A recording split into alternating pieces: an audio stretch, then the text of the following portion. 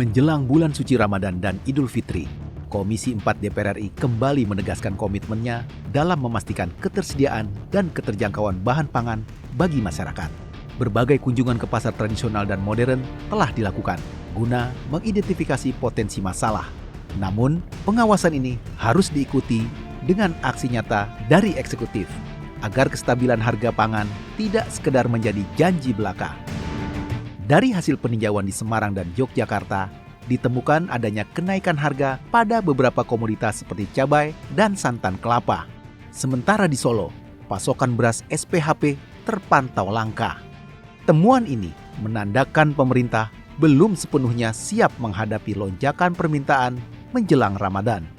Di pasar kita ingin mengetahui harga-harga dan stok bahan pangan yang ada di Jogja ini, apakah jangan sampai nanti bergejolak pada saat Ramadan nanti gitu ya. Kita mudah-mudahan aman, dan tadi kita lihat kelihatannya aman. Tadi yang naik cuma harga cabai aja, mudah-mudahan nanti di masuk bulan Ramadan ini harganya sudah turun.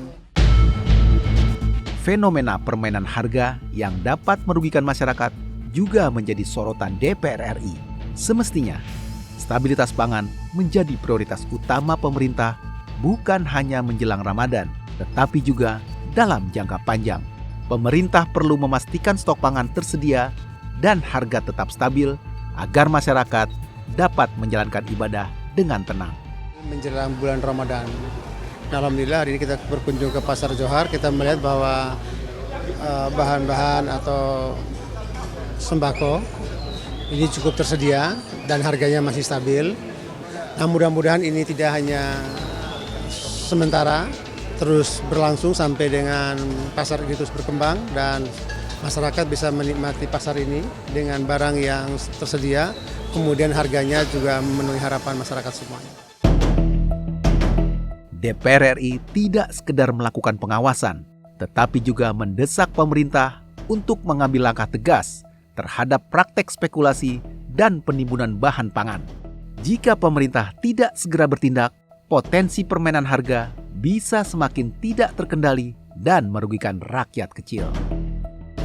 Kasus kelangkaan beras SPHP di Solo menunjukkan bahwa distribusi bahan pangan masih bermasalah.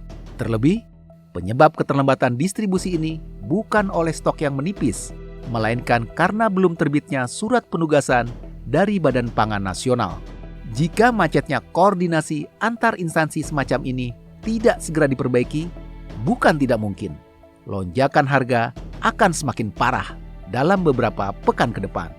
Jadi kalau kita lihat seperti tadi SPHP kosong karena memang tidak ada, tapi beras yang lain ada.